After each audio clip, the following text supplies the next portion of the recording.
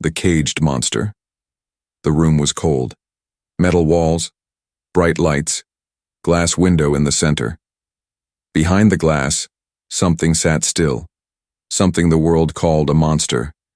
She had claws. Her skin was a strange silver blue. Long black hair hung over her face. Her red glowing eyes stayed open even when she didn't move. The scientists never called her by name. They called her Specimen Zeta. Guards stood near her cage 24/7. Big guns, helmets. No one trusted her. Everyone feared her, but she had not moved for weeks. Inside her cage, the alien girl sat cross-legged on the floor. Her hands rested on her knees. Her back was straight. She didn't blink much. She just stared through the glass, waiting, watching, like a statue with a heartbeat. The door to the lab opened. A young human man walked in. He wore a dusty engineer's jacket and carried a heavy toolkit. His name was Jake Carter.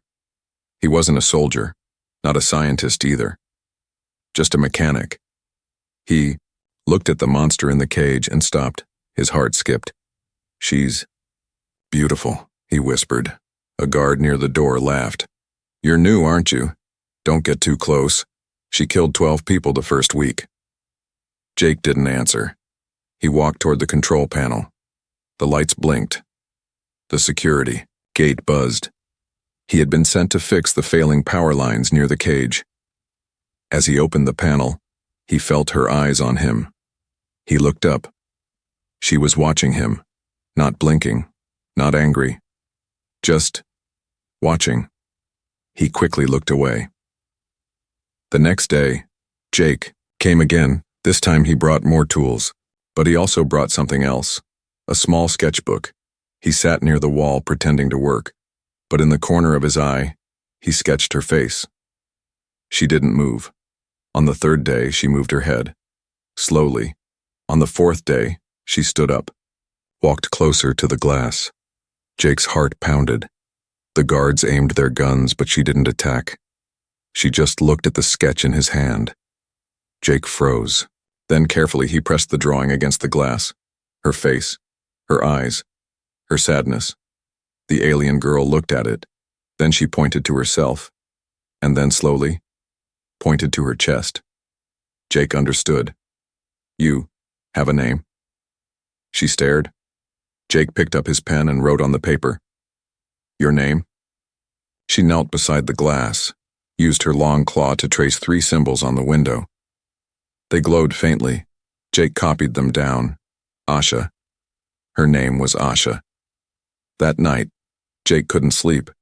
He kept thinking about her quiet movements, her sad eyes, her name, Asha. She was not what they said she was. Not a killer. Not a monster. He had seen killers. Real ones. He had fought in the outer war before becoming an engineer. He had seen hate. This girl had no hate in her eyes, only pain. The next week, Jake started bringing music with him. He left a small speaker outside the glass. Slow earth music, piano and violin. He played it quietly as he worked. Asha tilted her head. For the first time, she smiled. It was small, almost invisible, but it was there. Jake smiled too. The guards didn't like it. They told him to stay professional, but Jake didn't care. One day, Jake dropped his tool near the glass. It rolled close to Asha's. Sighed, she looked at it, then at him. Jake didn't ask, he just waited. She bent down, picked it up gently in her clawed fingers. Then slowly, she reached forward and placed it on the small tray slot under the glass, used to pass food. Jake stepped forward and took the tool. Their eyes met again. No words. But something had changed. She trusted him, just a little. Later that night, one of the guards, big and angry, threw a metal plate into her food slot hard. Asha growled, low, soft. The guard raised his stun baton. "Don't start, freak." Before the baton hit the glass, Jake shouted, "Unstop." The guard paused. "She's dangerous." "She's scared," Jake said. Wouldn't you be locked up like an animal for years? The guard walked away, shaking his head. You're a fool, Carter. She'll kill you one day. Jake turned back to the glass. Asha was still watching him, but her eyes looked softer now, warmer, like she understood what he had done. That night, as Jake packed his tools, he whispered one word toward the glass. Good night, Asha. She didn't respond, but her claw touched the glass gently, and Jake smiled, because he knew, deep down, this was not the end. It was just the beginning.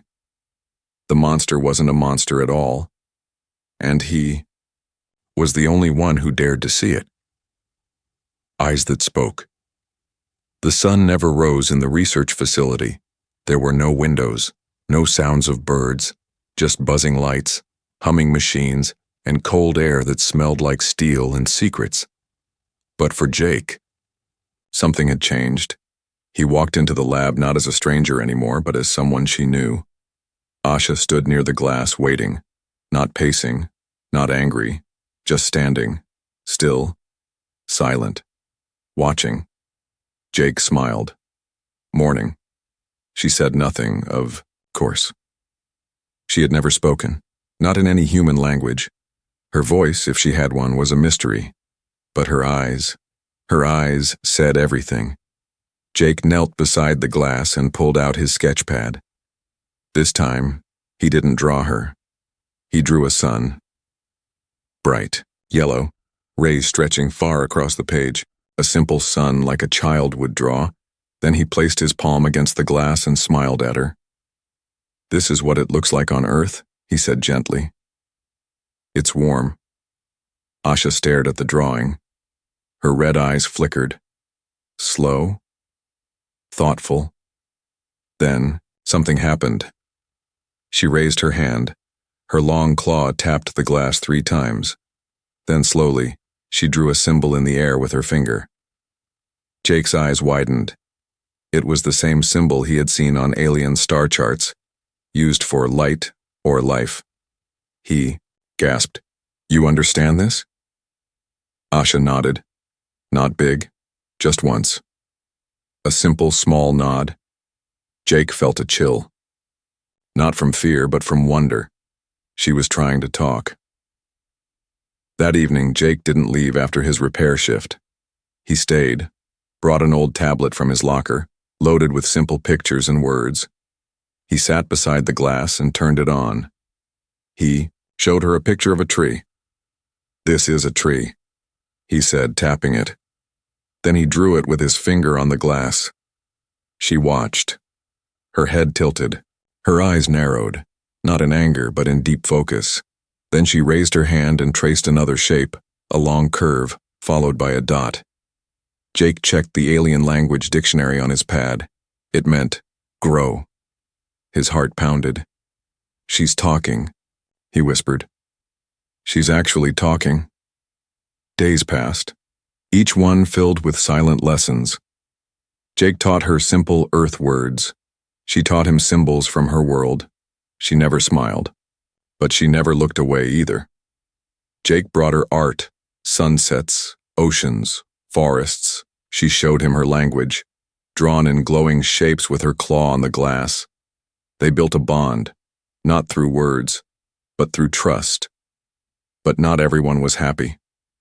One afternoon, while Jake showed Asha a video of Earth music, Commander Varn stepped into the room, a tall man with silver hair and a sharp voice. He watched Jake from the shadows, then finally spoke. You're wasting your time, he said coldly. Jake stood, up. She's learning. She's intelligent. She's dangerous, Varn snapped. Don't confuse mimicry with meaning. Jake shook his head. She's not copying. She understands. She has thoughts, feelings, a name. She's not a monster. She's a weapon, Varn said. And you're just a foolish boy playing hero. Varn walked away, but Jake stayed still. Asha had heard everything. Her eyes had changed. They were glowing brighter now, not with rage but sadness. Jake sat down again, slowly. He tapped the glass. He's wrong. Asha's claw touched the same spot, just for a second. A silent agreement. Later that night, Jake returned to the lab alone. He had something new. He held a small silver ball, a memory projector. He activated it. A 3D hologram lit up the room, showing a recording of Earth. Children running through fields, birds flying, rivers flowing. He placed the projector near the glass. Asha watched every frame like it was magic. Tears welled up in her eyes, but didn't fall. Jake pointed at the image. This is my home. Asha raised her claw and slowly drew a shape. It meant lost. Jake stared at her. You lost your home? She nodded once, then traced another symbol. Burned. His chest tightened. He whispered, Who did it? She didn't write anything. She just looked at him, and then slowly turned away. Jake understood. It was humans. The next day, when Jake entered the lab, Asha was already waiting by the glass. But this time, she did something new. She placed her hand flat on the glass, waiting. Jake hesitated, then placed his hand on the other side. They didn't touch, not really, but something powerful passed between them. Not electricity, not fear, understanding. And in that moment, Jake realized something terrifying and beautiful. The world didn't fear her because she was a monster. They feared her because she had survived what no one else did. They feared her because she still felt, still thought, still hoped, even after all they'd done to her. Asha wasn't trying to escape. She wasn't trying to attack. She was waiting for someone to finally listen, and Jake had become that someone. She let him close. The storm outside the facility had been raging for hours. Lightning cracked across the sky, shaking the roof. The guards were restless. Power blinked twice before backup kicked in. A strange quiet had taken over the research building, but inside the glass cage she stood still. Asha, the one they called a monster. But tonight, she was waiting for Jake. And he came, soaked in rain, with water dripping from his jacket, and a small box in his hand. A storm like this, Jake muttered, makes you think about what really matters. He wiped his boots at the door, ignored the annoyed guard, and walked straight to the glass. Asha was already near it. Her red, glowing eyes were softer today. Jake smiled. I brought something. He opened the box. Inside was a small green plant, in a cup. Asha tilted her head. Jake placed the cup near the glass. It's called a sunflower sprout. It reaches for the light always. Asha stared at it. Then, without a sound, she slowly sat down across from him. Jake joined her on the other side of the glass.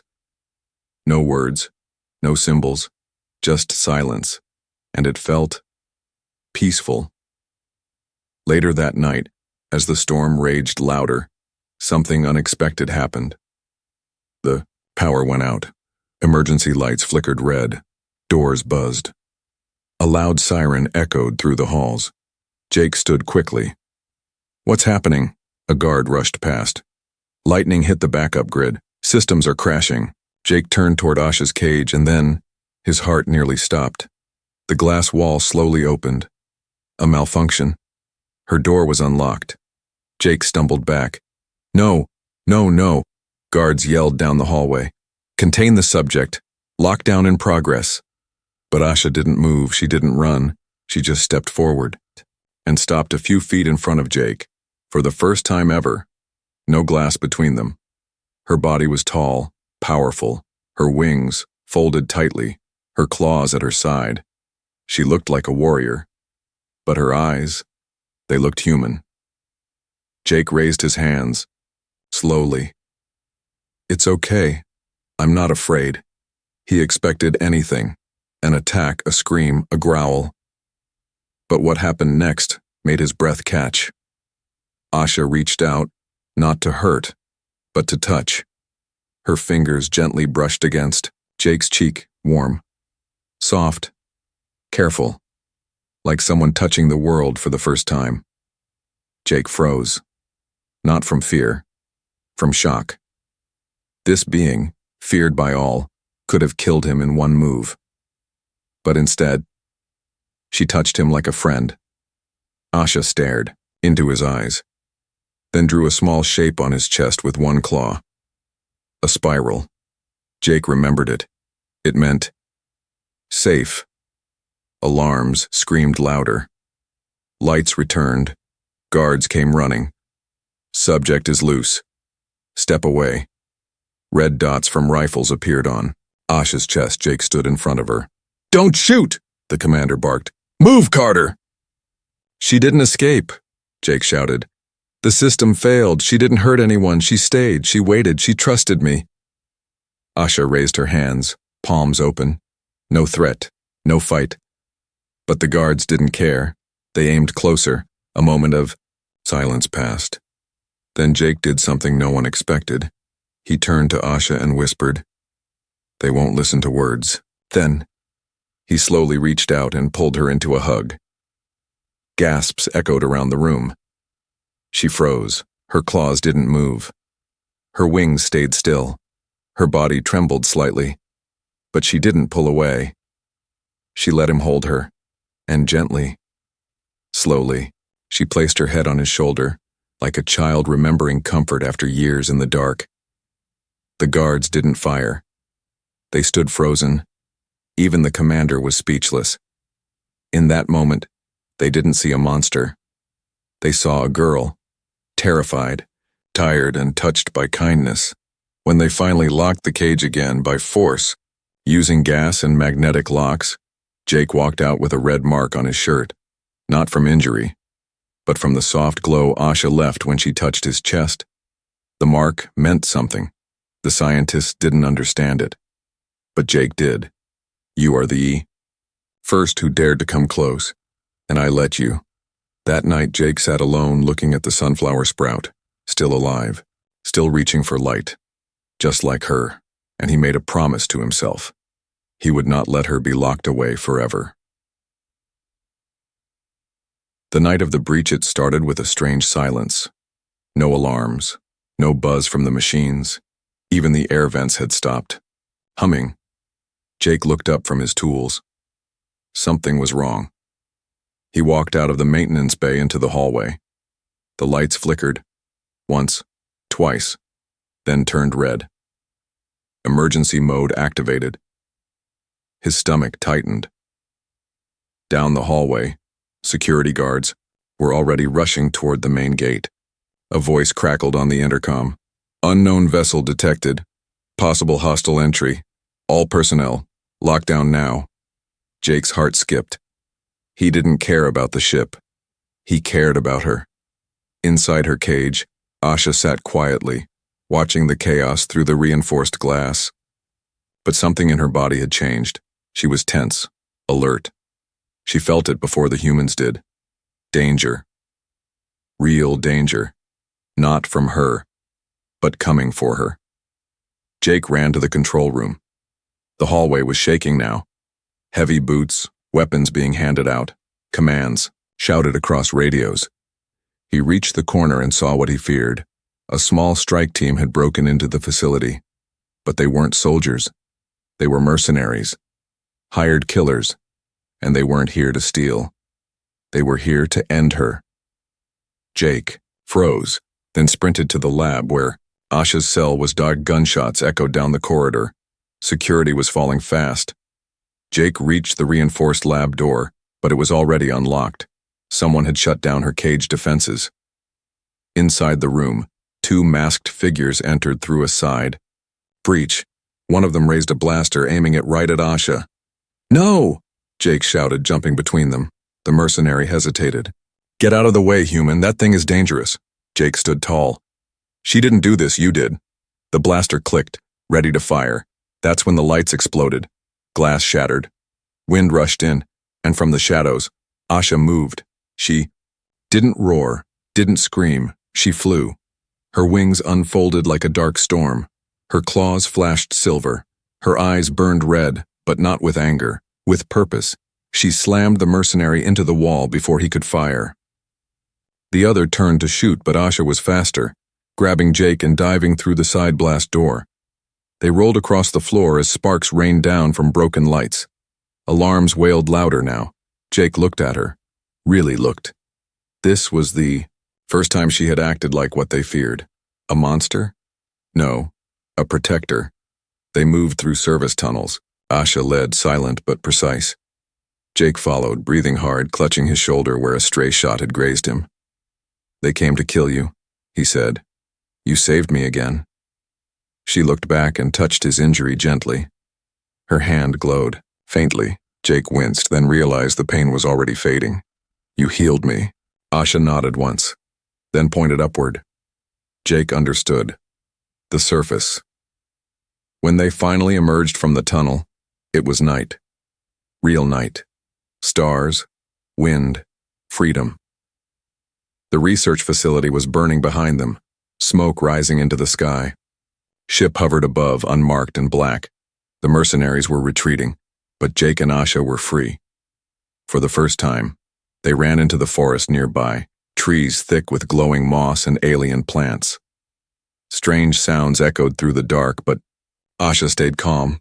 Jake followed, trusting her completely now. He was bleeding, tired, but alive, thanks to her. They stopped near a large rock formation. Asha led him into a cave hidden by vines. Inside it was warm and dry. Asha used her claw to mark the wall, symbols Jake had never seen. Then she sat down and looked at him. This time, she spoke. It wasn't human language. It was soft, melodic, and deep, but Jake understood one word clearly. Safe. He smiled through the pain. Yeah, safe. For now. Back at the facility, chaos spread. The media would call it a containment failure. The military would call it treason, and the bounty on her head would triple. But none of that mattered, because in the dark cave under the alien sky, something powerful had begun. Not just freedom, a bond. And the monster the world feared? She was now the one thing Jake trusted with his life. Run with the monster. The cave was quiet, safe. For now. But safety never lasted long. Jake sat near a small fire, rubbing his hands together for warmth. Asha crouched on the other side, her red eyes glowing gently in the dark. They hadn't spoken in hours. Not with words, but their silence was full of meaning. Jake looked at her hands. Those claws had saved him more than once now. He remembered how the world saw her, as a monster, a killer, a mistake. But here, beside the fire, she looked peaceful, like a guardian. Suddenly, Asha's eyes snapped toward the entrance. She stood, up fast, wings low, body alert. Jake froze. "What is it?" She didn't answer. Instead, she pulled him behind a wall of stones. Her claw touched his lips, telling him to stay silent. Footsteps. Outside the cave. Multiple. They weren't human footsteps. Jake recognized the strange clicking sound. Alien hunters. Asha's face changed. Not afraid. Not angry. Focused. She grabbed Jake's hand and pulled him through a small tunnel in the cave wall, one he hadn't noticed before. They crawled fast, the ceiling so low Jake's back scraped against rock. He could hear voices now, speaking in a harsh, alien tongue. Looking for her. They weren't bounty hunters. They were something worse. Trackers. Bred to hunt escaped experiments. After what felt like forever, they emerged from the tunnel into a thick, glowing forest. The sky above was purple. 2 moons hung in the air. Jake breathed in deeply. We're out. But Asha didn't stop. She kept pulling him, moving fast between the trees. Suddenly, Jake tripped over a root and fell hard. Ugh! She stopped, turned, and crouched beside him. Jake winced. "My ankle." Asha looked at it. Her hand glowed, just like before. She pressed her fingers gently around the joint and warmth spread through the pain. He watched her face while she worked. She didn't look like a soldier. She looked like someone who had done this before. Too many times. And after the pain faded, Jake asked softly, "Why are they after you?" She didn't speak.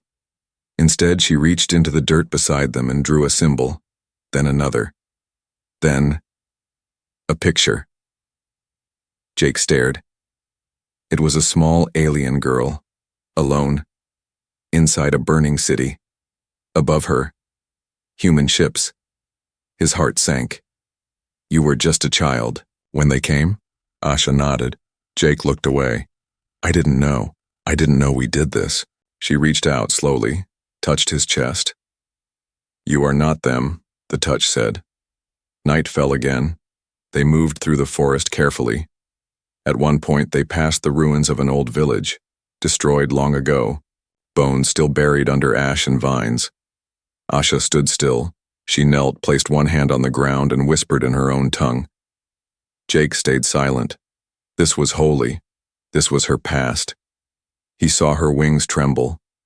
Tears welled up in her eyes. But she didn't cry. She couldn't. Not anymore. They kept running for days. Sometimes ships flew above them. Sometimes beasts hunted nearby. Sometimes hunger was worse than fear. But they survived. Together. Jake caught food, built fires, told stories under the stars, and Asha protected him like a shadow, like a silent shield. One night, as they lay under a giant tree, Jake whispered, "I used to think I was alone in the universe." He looked at her. "You changed that." Asha turned her head slowly, her glowing red eyes locked with his. Then she did something she had never done before. She smiled, not fake, not small, a real, soft smile, like a sunrise on a broken world. But just as Jake felt warmth in his chest, a sudden sound cracked the night. A bright light shot from the sky and exploded near the tree. Jake grabbed Asha. "Run!" She pushed him forward, her wings spreading wide. They ran into the darkness once again. Behind them, ships landed. Troops stepped out, armed, armored, and ready. But they had no idea what they were chasing. Not just an alien. Not just a fugitive. They were chasing something stronger. Something the galaxy had feared. And a human who would never leave her side. They weren't just running now, they were fighting to stay free, and Jake knew he would run with the monster until the end. When she cried, the rain fell softly over the ruins. There was no more running that night, no more hiding. Asha and Jake had taken shelter under a collapsed dome, once part of an ancient alien temple. Now it was nothing but broken stones, thick vines, and faded carvings of a forgotten world. Jake sat on the cold floor, his body weak, his clothes soaked. Asha was silent, more silent than usual. She stared at the walls. Symbols were carved there, symbols she recognized. Jake watched her carefully. "What is this place?" he asked. Asha slowly stepped forward, her clawed fingers tracing one symbol after another. Her breathing changed. Her hands shook. Jake stood. "Asha?" She turned to him, and in her red, glowing eyes, there were tears, actual tears. He had never seen her cry before. He never thought she even could. Not her, not the one they called the monster. But there she was, trembling. One tear rolled down her cheek, then another. She wasn't just remembering. She was breaking. Jake rushed to her side. "What is it?" Asha placed her palm on one of the stone carvings. It showed a group of alien children, standing beside tall beings with wings like hers.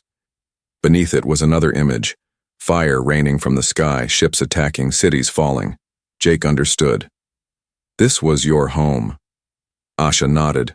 Her claws dug into the stone as if trying to hold onto it. She whispered one word in her own language. Jake didn't understand it, but he felt it. "Mother." She dropped to her knees, wings folding around her body like a shield. Her breath was shaking. She touched her forehead to the stone. She didn't care who saw her. Not anymore. She had held everything in for so long. Now, Here in this ruined temple, she let it go. The pain, the grief, the memories. Jake knelt beside her and said nothing. Because what do you say to someone whose world was erased? You don't speak. You stay. And that's what Jake did. Hours passed.